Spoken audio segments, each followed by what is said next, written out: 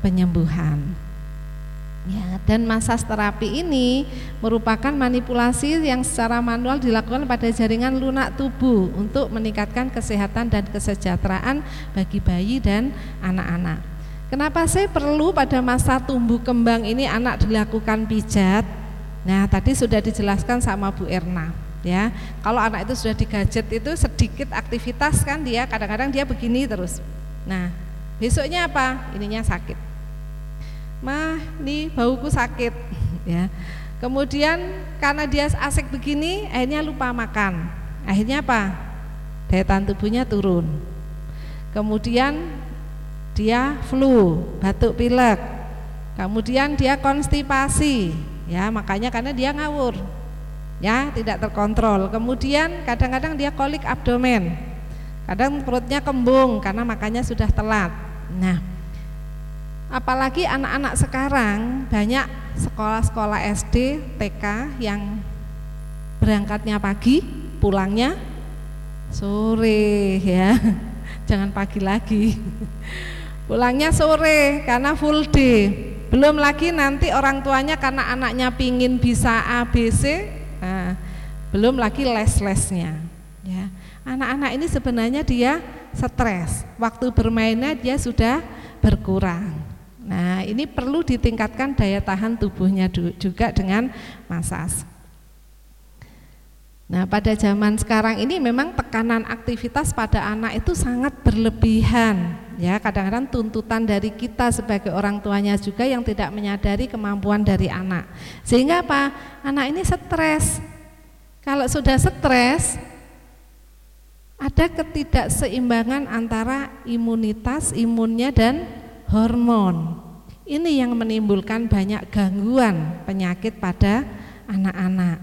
Nah, dia butuh need booster, ya. Dia butuh untuk meningkatkan imunitasnya. Karena salah satu masas ini pun tujuannya adalah untuk meningkatkan imunitas tubuh dari anak. Saya kalau sudah mudik hari raya, itu kalau anak-anak mau pergi, saya pijat dulu. Nanti datang saya pijat lagi. Saya tidak menunggu dia panas atau dia ada keluhan. Pokok dia mau bepergian atau dia mau ujian, saya pijat. Meningkatkan imunitasnya dan meningkatkan konsentrasinya. Kemudian setelah itu pulang dari bepergian langsung saya pijat. Alhamdulillah selama ini kalau kita bepergian jauh, mudik ke Banyuwangi, kadang kalau family gathering kita dengan tim itu ke Tawangmangu, ke Bandungan, itu yang lumayan jalannya dan macetnya juga luar biasa. Alhamdulillah anak-anak tetap sehat, ya. Jadi ini bisa dilakukan nanti teman-teman. Jadi dia butuh need booster. Nah, need booster ini salah satunya adalah dengan masas, dengan pijat. Sehingga apa? Diharapkan anak stresnya menurun, ya, bayi dan anak itu sehat, ya. Bayi itu juga bisa stres. Bayi begitu lahir tadi disampaikan Bu Erna bahwa dia harus beradaptasi dengan berbagai lingkungan yang tidak sama dengan ketika dia ada di dalam kandungan. Dengan lingkungan suhu yang dingin, kemudian suara-suara yang keras, bising sekali dengan cahaya yang terang di mana-mana, dia stres. Kemudian ditambah lagi nanti kalau dia sudah 1 bulan, 2 bulan, 3 bulan, yang tadinya dia tiduran terus, dia harus belajar miring kanan, miring kiri. Dari miring kanan, miring kiri dia harus belajar duduk, dia harus belajar berdiri, dia harus belajar jalan, dia harus belajar lari. Itu stres sendiri buat bayi. Makanya dengan masas ini dia merupakan need booster buat bayi dan anak-anak, ya. Mudah-mudahan anak-anak ini dengan ikhtiar masas ini dia bisa sehat, tumbuh kembangnya juga normal. Nah, yang pertama yang sering terjadi pada bayi itu adalah kolik. Kenapa? Kita ingat bayi 6 bulan pertama itu alat pencernaannya belum matur. Makanya kenapa hanya ASI saja yang bisa diserap oleh pencernaan bayi.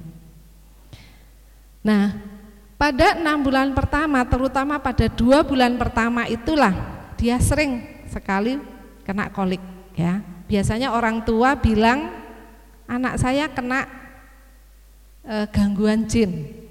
Karena kolik ini seringnya menjelang maghrib.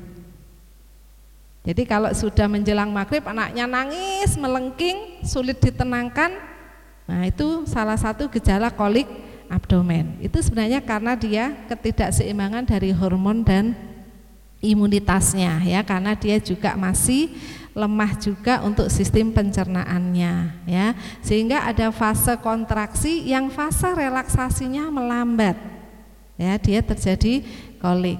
Nah, kolik abdomen ini adalah sakit perut yang ditunjukkan secara khas oleh bayi dengan tangisan yang melengking kesakitan karena gangguan pada aliran normal isi usus sepanjang traktus intestinal. Ya, jadi fase kontraksi, fase relaksasinya dia melambat. Dan kolik ini terjadi jika bayi mengalami episode menangis yang berlebihan, dia sulit ditenangkan selama 3 atau 4 jam sehari, minimal 3 hari dalam seminggu. Saya pernah waktu ngantor, karena di kantor saya itu selalu ada minyak. Nah, pada saat itu ada teman TKHI telepon dokter di salah satu puskesmas di Sidoarjo. Bun, anak saya kolik sehari 2 kali, pagi bangun tidur sama sore. Sudah saya bawa ke Prof A, Prof B yang ibunya dokter, tapi enggak sembuh. Paling ya dia hanya dikasih obat untuk relaksan saja sebentar, kemudian besoknya masih kolik lagi. Akhirnya saya dijemput di kantor, saya diajak ke rumahnya, anaknya waktu itu usia 2 bulan. Saya baru datang, saya pegang perutnya, itu anaknya langsung kaget. Perutnya kaku sekali, tegang, kayak papan. Jadi saya pegang gini, dia kesakitan. Anaknya tumbuh kembangnya normal, pertumbuhannya normal, perkembangannya juga tidak ada masalah. Hanya dia kesakitan sekali kalau saya pegang perutnya. Nah itu tidak bisa diatasi dengan obat. Diatasinya harus dengan masas. Akhirnya apa? Sudah dok duduk di sebelah saya ajari pijat. Saya ajari pijat untuk kolik abdomen.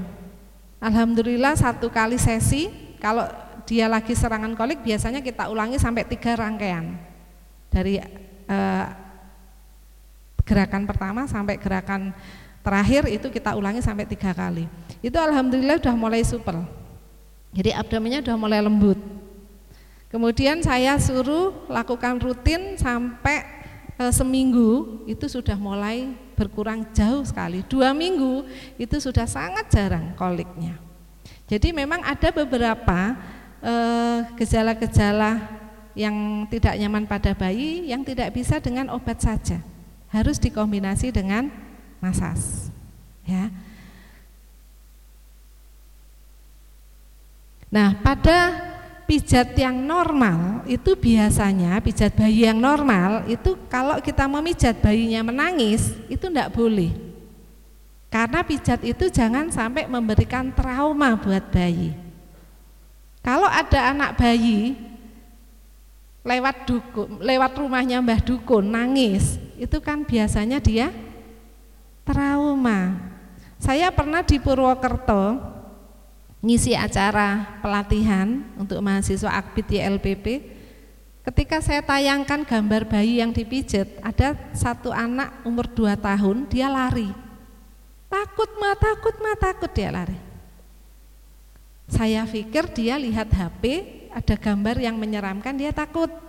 Ternyata apa? Dia lihat gambar bayi yang dipijat. Terus saya tanya ke ibunya, Bun, kenapa kok nangis tadi? Iya, dulu waktu umur 8 bulan saya pijatkan ke salah satu Mbah Dukun di tempat saya. Dia nangis tapi dia dipaksa dipijat. Tidak apa-apa Bu, nanti kalau sudah itu kan dia diem, dipijatnya dipaksa. Jadi yang ada dalam pikiran bayi itu adalah, yang dalam pikiran anak itu adalah pijat itu menyakitkan. Pijat itu menyiksa saya. Sehingga ketika lihat ada gambar bayi yang dipijat, dia melihat anak itu disiksa. Makanya dia nangis. Nah itu harus hati-hati. Tapi untuk pijat bayi kolik abdomen ini boleh bayinya nangis dipijat. Kenapa? Karena bayi ini butuh pertolongan. Ya, setelah itu baru kita recovery ya, supaya dia tidak trauma. Nah, pijatnya seperti apa? Ini ada beberapa langkah-langkah dan ini adalah pemijatannya. Nanti kita lihat gambarnya. Ya. Pijat itu yang terpenting adalah terapisnya. Pertama kali yang terpenting adalah terapisnya. Kenapa? Terapisnya harus tenang dulu. Setiap orang itu punya energi.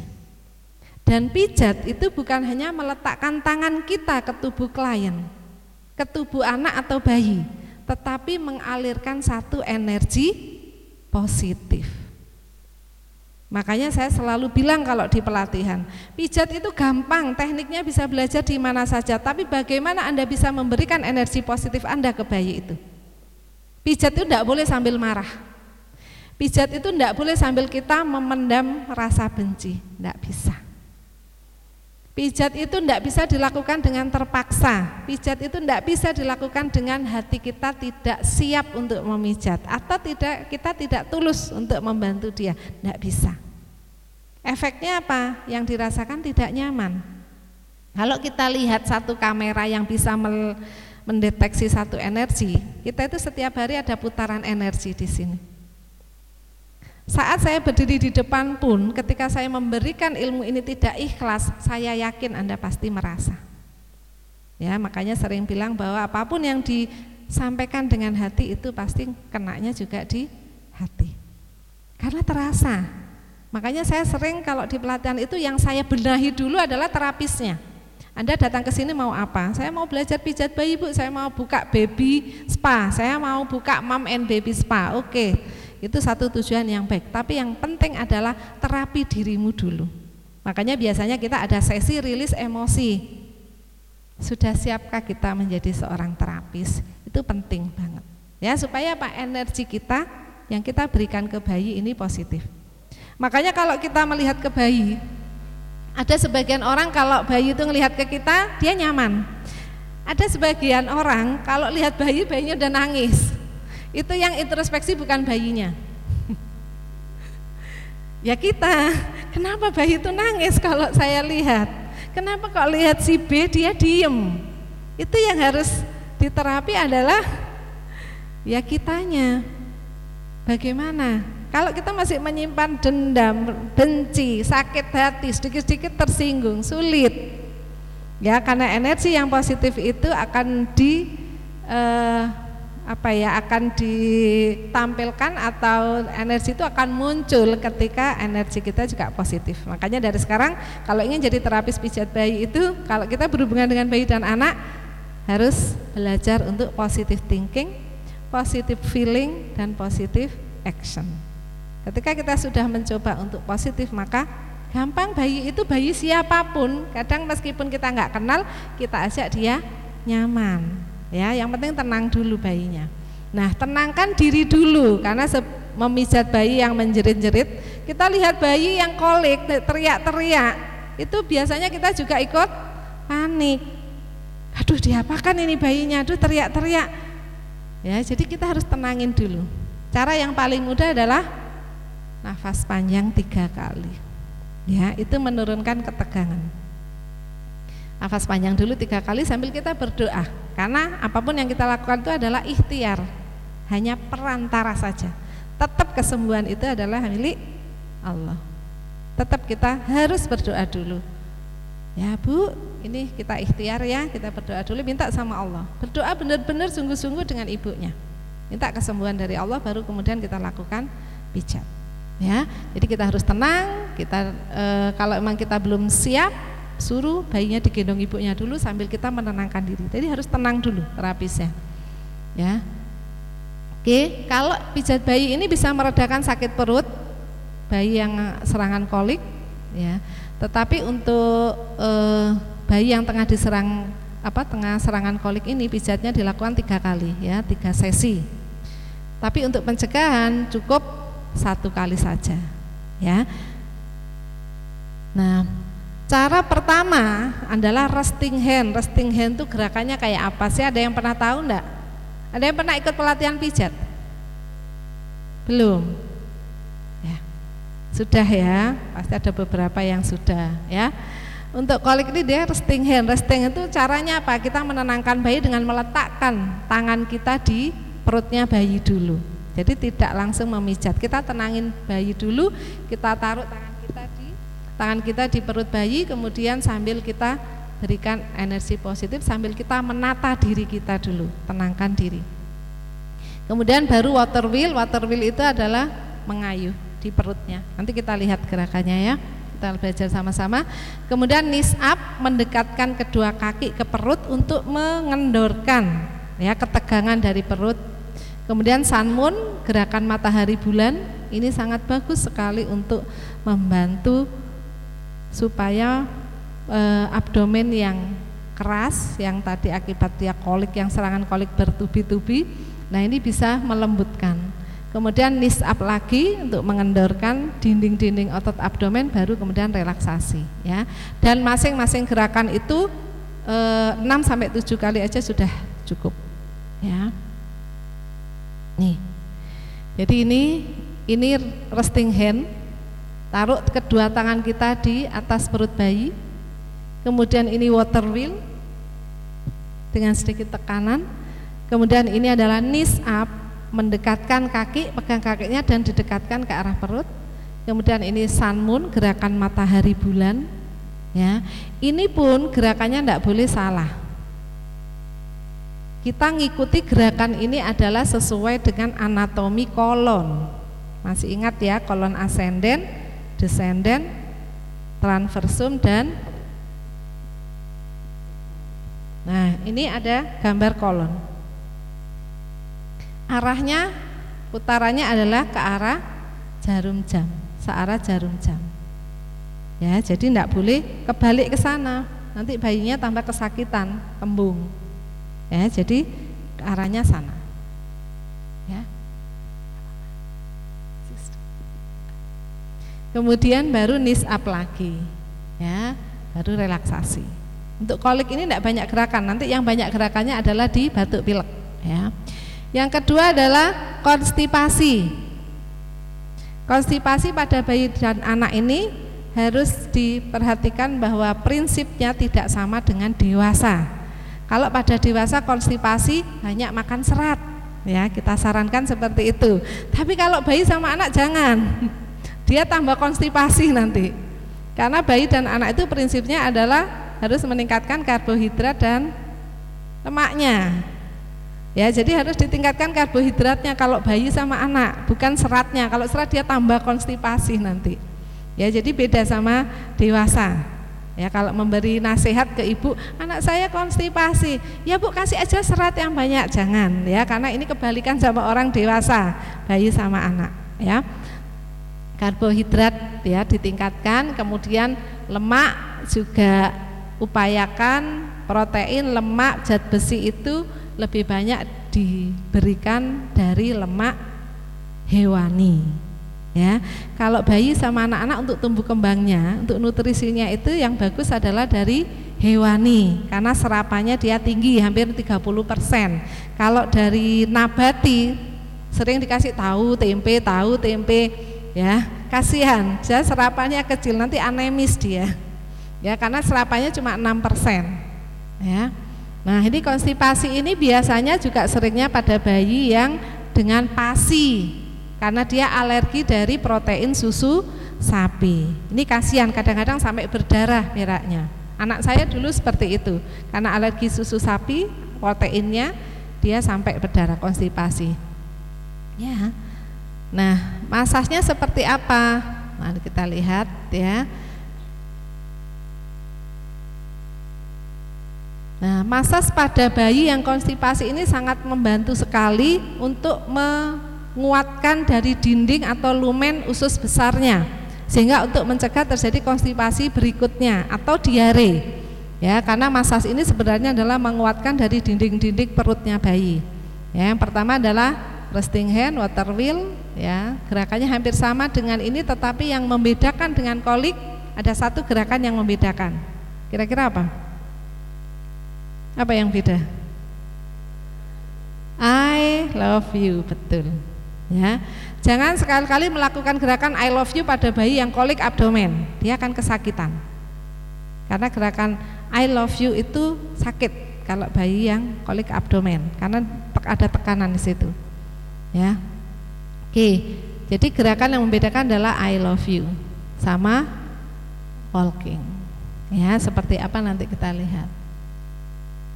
Ya, ini resting hand, water wheel, knees up, sun moon, I love you, walking. Ya, nanti langsung aja kita praktek. Ya, kalau dari gambar ini kadang-kadang masih persepsinya masih ini ya, masih ngawang ya. Nah, yang ketiga adalah batuk pilek. Ya, kalau daya tahan tubuhnya dia turun, dia akan gampang sekali terjadi batuk pilek. Ini yang sering klien di klinik saya, di klinik Mom and Baby Care saya itu yang paling banyak adalah keluhan batuk pilek. Dan alhamdulillah kita kemarin meramu aromaterapi untuk batuk pilek ini dan kita ujikan secara bakteriologinya, kita lihat pada 2 kelompok anak yang sama-sama batuk pilek. Alhamdulillah yang saya terapi dengan masas dan dengan diberikan minyak yang sudah kita tambahkan aromaterapi kunyit, jeruk purut, kemudian lemon, peppermint, itu ternyata semua uji bakteriologinya itu turun. Tapi kelompok kontrol yang kita biarkan dengan terapi dokter, ada sebagian yang turun uji bakteriologinya, ada sebagian yang naik. Karena ternyata ada faktor dia sudah ini resistensi. Dan itu alhamdulillah kemarin kita coba masukkan ke jurnal yang terindeks Scopus untuk publish internasional dan masuk. Ya, mudah-mudahan Indonesia nanti semakin dikenal ya, bahwa kita itu punya banyak sekali hasil ini ya, hasil aromaterapi atau herbal-herbal yang memang bisa dikembangkan ya. Karena kita itu sudah banyak kecolongan. Seperti kunyit. Kunyit itu di Indonesia banyak enggak? Banyak sekali. Masakan Indonesia itu hampir semuanya kadang pakai kunyit. Tapi aromaterapinya turmeric itu sudah dipatenkan oleh Amerika. Kita enggak ikut punya sudah. Ya, jangan sampai nanti hasil-hasil kekayaan kita itu banyak dicuri oleh orang luar. Di daerah Flores itu ada tanaman sejenis semak belukar gitu, diambili sama penduduk setempat, kemudian dibawa sama orang